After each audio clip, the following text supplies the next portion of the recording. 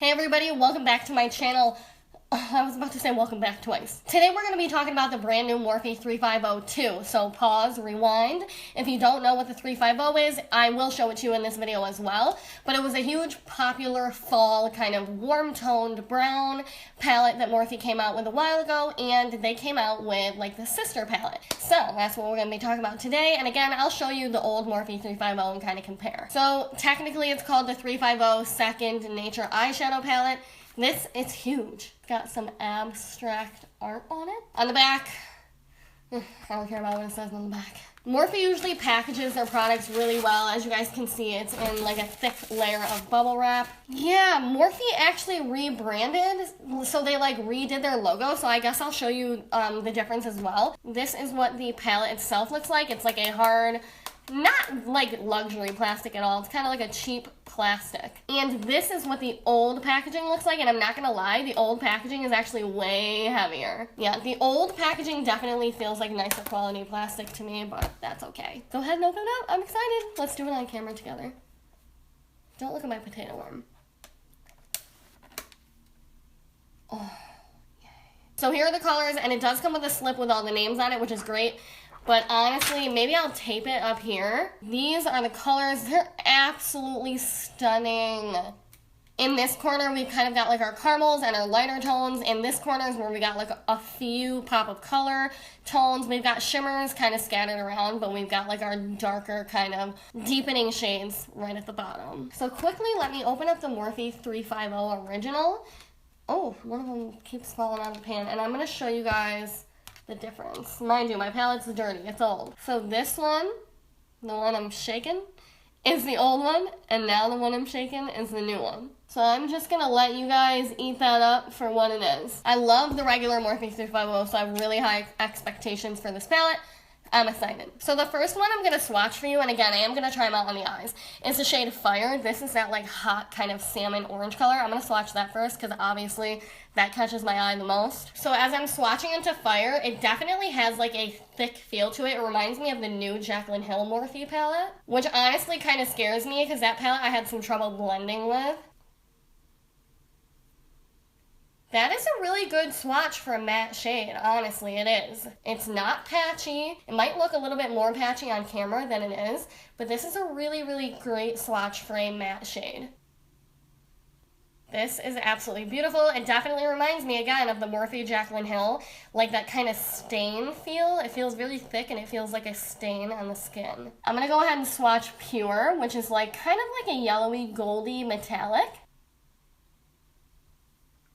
Wow, that's very close to my skin color, but very, very beautiful. It's almost like it's got the teeniest, tiniest tinge of like, not pink, but like skin tone. I don't know. That's a beautiful shade. That would make a great inner corner shade. And then the last one I'm going to swatch is going to be the black one, which is Wiz, and it's a matte black. So as I'm swatching Wiz on my finger, it literally feels like, not like butter, but it feels so unbelievably like creamy. Wow, you guys, look at that for a black matte swatch. Are you joking? Matte blacks and matte browns and dark shades never, ever, ever swatch this good, so I can tell it's a great formula. Honestly, I can already tell. And all of this is left over on my fingers after swatching. Like, they're very, very pigmented. I do want to say that this shade and this shade look exactly the same. I hope we're not having like a repeat of the Prism palette episode. Anyways, the shadows feel amazing, and they definitely feel like a different formula from the Morphe 350. If you want like a more in-depth comparison of the two, just leave me a comment with specifics, and I'll do that in a different video because that would just take too long. So we're gonna go ahead and put the shadows on the eyes. I am really excited, but I did just want to let you know that the shimmery orange did stain my finger. The Jaclyn Hill Morphe palette, the new one, stains as well, so I do think it's their new formula. If you prime and set your lids though, you should be alright. So I'm beginning with this kind of light caramel shade that's in the top corner, and I will say that when you dip your brush into these shadows, there's a lot of fallout. I'm taking a Sigma E40 tapered blending brush, and I am applying this and sweeping it just back and forth across the crease. It feels very soft. I love Morphe shadows, you guys. It feels very soft, pretty pigmented. I didn't like plan a look for this video because it's not like a specific makeup tutorial, it's just like a test. So like I gotta think for a second. I think I'll save a crazy look for like a makeup tutorial using it. Let's see. I'm taking this shade right here from the bottom corner. It's kind of like a very rich, warm, pinky brown. Taking this on the same exact brush, and I'm just gonna start working that into the outer crease. I love how easily it's blending. There is a ton of pigment though, which is good. It's just, I wasn't ready. They're blending really seamlessly, like I don't have to really use any effort, which I think is how a shadow should be. Like it should just blend for you. You should not have to try too hard. I feel like I picked like the worst angle for you guys. Let me try to fix you, even though it's like the damage is done. Is that better or am I just a potato? All right, I'm gonna take some of that black shade because I want to test its blending capabilities. And I'm just gonna kind of darken up the outer corner. Oh, wow. I tapped off so much excess and put some of it on my hand, and we still have a lot of pigment. I'm not loving the way that the black blended in with those shades. I don't know if it's because I used like a large brush, so I'm going to have to go in. I'm going to go in with a short shader E20, and I'm going to just get more serious here. Okay, so the black eyeshadow is definitely not blending out the way it needs to be. If you guys can see, it's getting pretty patchy in here. And again, I don't want to sit here for 10 years and blend this out. So I really don't like that. Unless I have the world's worst brushes, but they're Sigma. Like, alright you guys, I'm going to cover it up and fix it with this metallic-y kind of mauve shade. I'm actually mixing that with the darker mauve shade. Don't mind the other side of this brush that has been used. I am using a clean side of the brush, and I'm going to see if I can cover up this mess.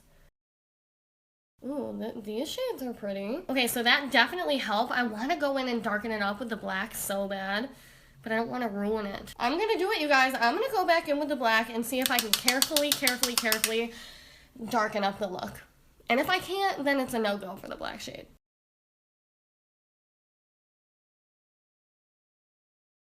I'm going in with an E35 tapered blending, and I'm taking the dark kind of like gray, the one that's right next to the black, and I'm just blending over the top.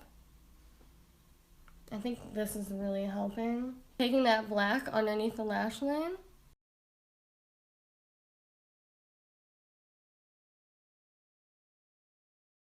And I'm blending that out with one of the light kind of berry tones, matte one.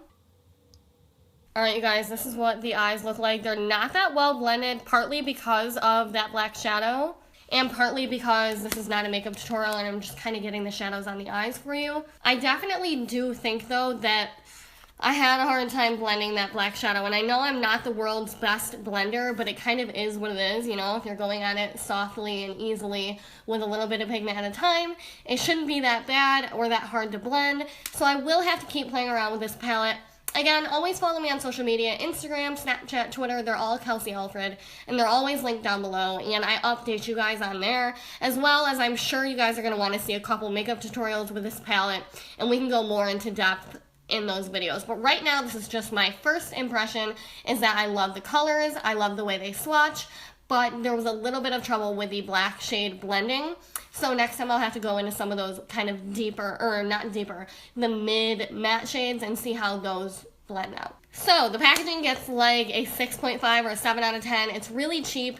The palettes are really cheap though, but you spend a lot for shipping, so it's like some of that money should go towards making better packaging. But yeah, the shade range, there's so many shades, it's amazing. There's so many shadows for such a good price.